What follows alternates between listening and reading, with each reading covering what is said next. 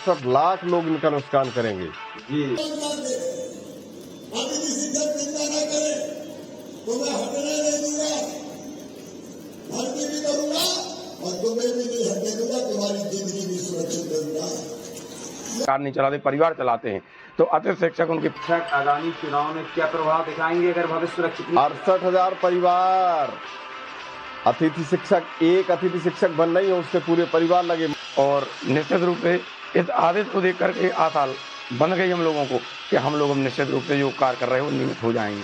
ये थे हमारे गृह जी। 68,000 नहीं, 68 लाख लोग इनका नुकसान करेंगे। जी हम लोगों का ये बताइए कि 17-18 साल हमको लगातार है, चाहे कमलनाथ चुन जाए चाहे कमल चुन जाए, जो भविष्य अच्छा देगा उसी को चुना जाएगा जी। और हमारे भविष्य के लिए चुन। आज के आदेश से तो खुश होंगे रविशंकर जी? राजदीप जी, मैं बता दूं, ये खुशी केवल 2 महीने की है।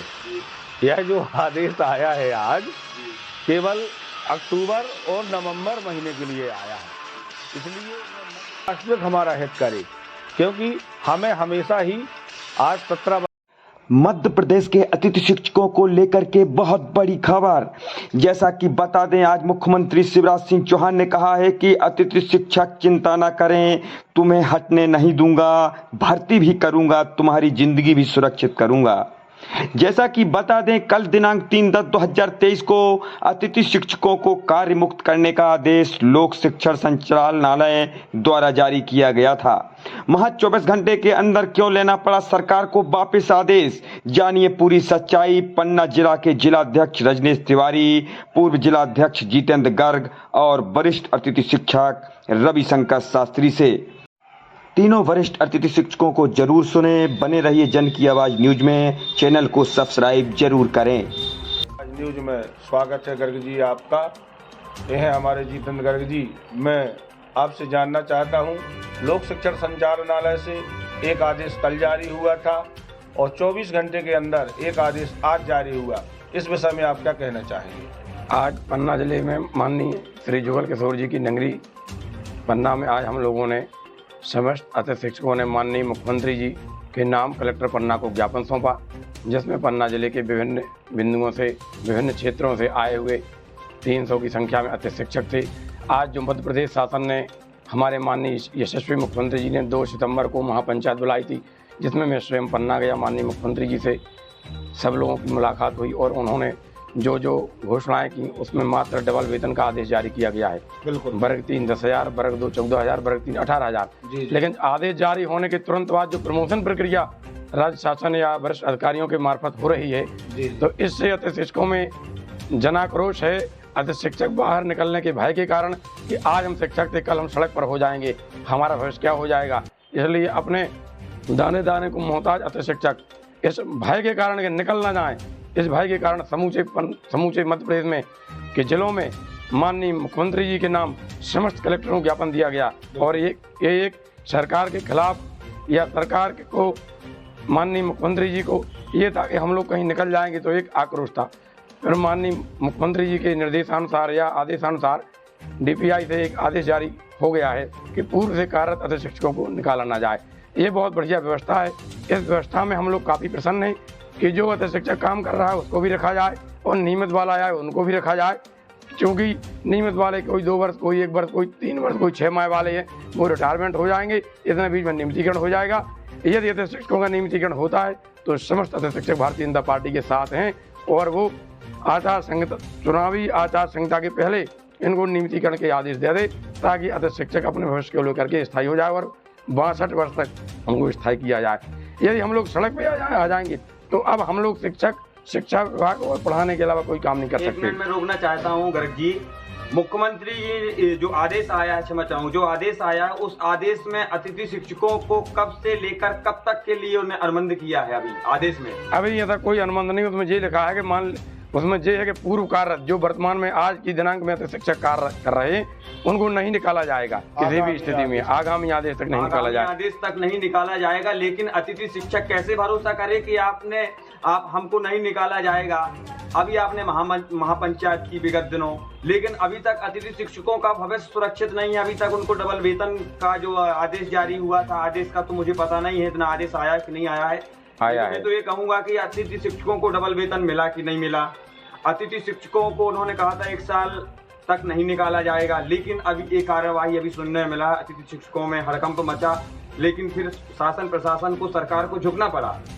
ऐसे में आप क्या करेंगे और क्या आशा रखते हैं सरकार? ये प्रमोशन की बात, पदोन्नति से कोई नए नवीन शिक्षक आते थे तो शिक्षक हट जाता था पूर्व नियम के अनुसार, इसलिए तो शिक्षक भयभीत थे। लेकिन आज जो आदेश जारी किया गया है तो शिक्षकों का भविष्य सुरक्षित हो गया है।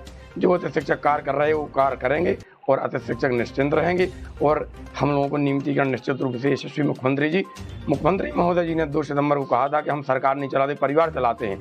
तो अतिथि शिक्षक उनके परिवार हैं और निश्चित रूप से मेरा भरोसा है कि वो नियमितीकरण करेंगे और हम लोग शिक्षक बनेंगे। हम लोग माननीय मुख्यमंत्री जी का साथ देंगे। गर्ग जी, एक मुद्दा और अतिथि शिक्षकों की ओर से हमेशा से उठता आ रहा है। हमारे जो भाई जिन्होंने 10 वर्ष 12 वर्ष सेवा दी और ट्रांसफर या अन्य प्रक्रिया के द्वारा या शासन की विसंगति के द्वारा वर्तमान में आज बाहर है, उनके विषय में आप क्या कहना चाहेंगे? उनके लिए हम ये कहना चाहते हैं, जैसे तत्कालीन मान लीजिए 2018-19 में 72 दिन कार्य करने वाले को अतिथि शिक्षक भर्ती में 25 अंक दिए गए थे, तो उसी प्रकार का एक पुनः मांग करेंगे कि जितने वर्ष कार्य किया है तो एक सत्र में 72 दिन कार्य किया उसको 25 अंक दिए जाएं। ऐसे 25 अंक 10 वर्ष तक के दिए जाएं। इससे उसका स्कोर कार्ड ज़्यादा हो जाएगा और पुराना अतिथि शिक्षक भर्ती में शामिल हो पाएगा। अब अंत में एक सवाल और पूछना चाहूँगा, आगामी रणनीति आपकी क्या रहने वाली है?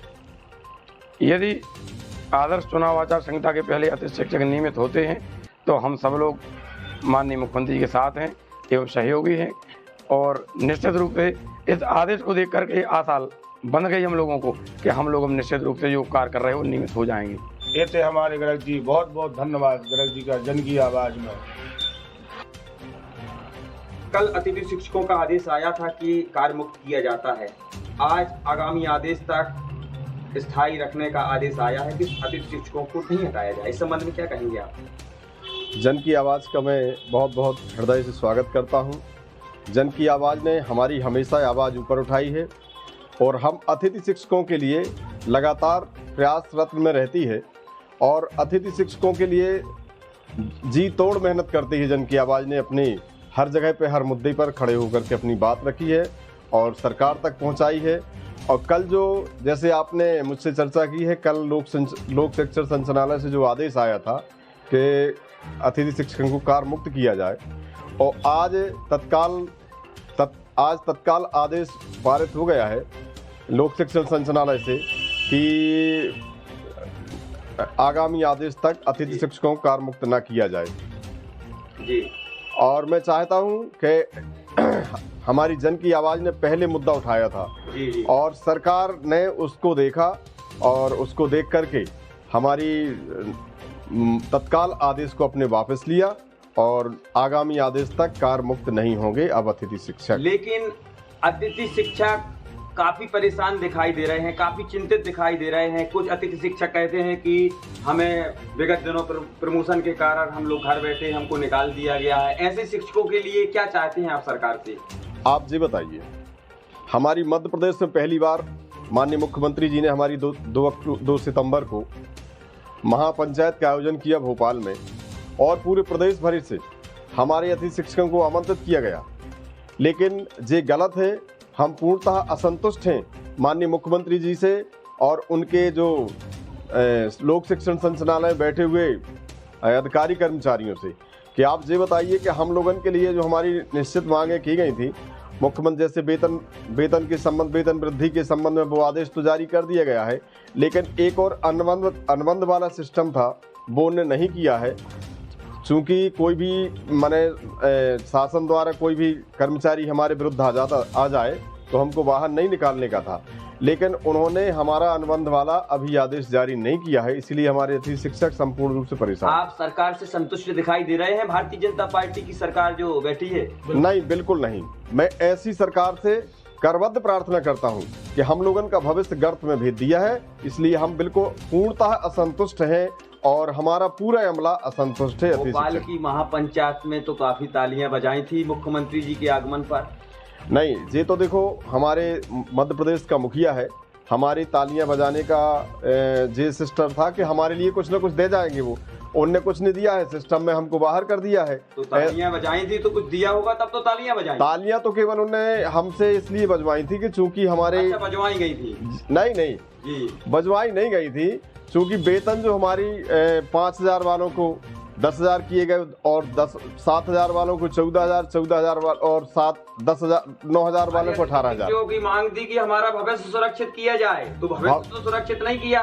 भविष्य तो, और मुझे लग रहा है कि जिस दिन से उन्होंने महापंचायत की उस दिन से डेली प्रमोशन कर दिए हैं जी।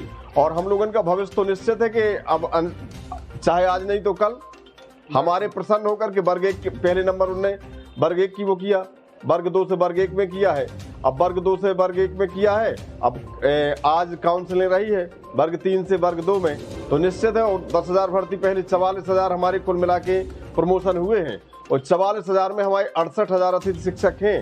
केवल हमारे पास ज्यादा मुश्किल से मुश्किल 17,000 अतिथि शिक्षक और शेष बचे हैं। 68,000 अतिथि शिक्षक आगामी चुनाव में क्या प्रभाव दिखाएंगे अगर भविष्य सुरक्षित नहीं? 68,000 परिवार अतिथि शिक्षक, एक अतिथि शिक्षक बन नहीं है, उससे पूरे परिवार लगे, माता पिता लगे, उसके ससुराल वाले लगे, सारे लोग लगे हुए हैं जी। और तो कितने परिवार 68,000 नहीं 68 लाख लोग इनका नुकसान करेंगे जी। हम लोगन का ये बताइए कि 17-18 साल हमको लगातार कार्य करते हो गए, हमारा भविष्य चौपट हो गया है। हम बिल्कुल पूर्णतः मध्य प्रदेश की सरकार से प्रार्थना करते, जैसे वो हमारी विदाई करना चाहते हम उनकी विदाई करने के लिए तैयार बैठे हैं। अभी तो समय है, तो फिर नहीं तो बिल्कुल कोई समय नहीं है। हमारा सरकार जागना चाहे तो जाग जाए, मतलब सरकार के लिए कम समय है। जिस दिन आचार संहिता लग जाएगी, निकट दिनों में आचार संहिता का घोषणा होने वाली है, उस दिन से सरकार का मुंह बंद और अतिथि शिक्षकों का सब बंद हो जाएगा। तो क्या अतिथियों का मोह कांग्रेस सरकार पर आएगा? कांग्रेस सरकार सुरक्षित करेगी भविष्य? जो हमारा भविष्य सुरक्षित करेगी वही मध्य प्रदेश पर राज करेगा। तो अभी तो आपका सुरक्षित नहीं है भविष्य, भविष्य सुरक्षित नहीं है, बोल रहे हैं सोशल मीडिया प्लेटफॉर्मों पर। जी जी, नहीं तो हमारा भविष्य सुरक्षित नहीं है और हमें भरोसा है कि अतिथि शिक्षक एक भी वोट नहीं देंगे। तो फिर किसको चुनेंगे आप? आप तो जो अब चुनना तो कमल ही को है जी। चाहे कमलनाथ चुन जाए चाहे कमल चुन जाए, जो भविष्य अच्छा देगा उसी को चुना जाएगा जी। और हमारे भविष्य के लिए चिंतित थे हम लोग। आप ये बताइए कि 15 साल हमारा भविष्य खराब कर दिया है जी। नाम क्या है आपका?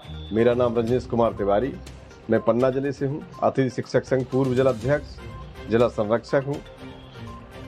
और आज के आदेश से तो खुश होंगे रविशंकर जी?